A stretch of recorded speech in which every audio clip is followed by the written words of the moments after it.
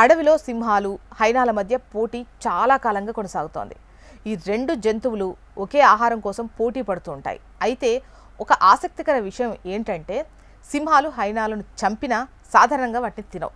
మరోవైపు హైనాలు మాత్రం అవకాశం దొరికితే సింహం ఎముకలను కూడా వదలకుండా తినేస్తాయి. ఈ ప్రవర్తనకు ప్రధాన కారణంగా చెప్పబడేది హైనాల మాంస స్వభావమే. హైనాల మాంసం గట్టిగా ఉండటం, కొంత దుర్వాసన ఉండటం వల్ల సింహాలు దానిని ఆహారంగా ఇష్టపడరు. సింహాలు సాధారణంగా పోషకాలు ఎక్కువగా ఉండే సులభంగా జీర్ణమయ్యే జంతువులను వేటాడతాయి.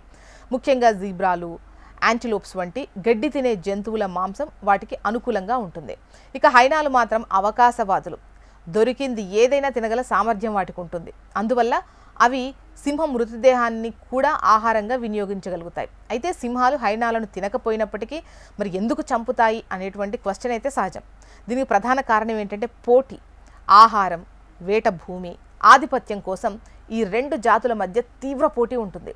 ఈ పోటీని తగ్గించుకోవడం కోసం, తమ భూభాగంపై ఆధిపత్యాన్ని నిలబెట్టుకోవడం కోసం సింహాలు హైనాలను చంపుతాయి. మొత్తానికి ఇది కేవలం ఆహార ఎంపిక మాత్రమే కాదు, అడవిలో మనుగడ కోసం జరిగే వ్యూహాత్మక పోరాటం.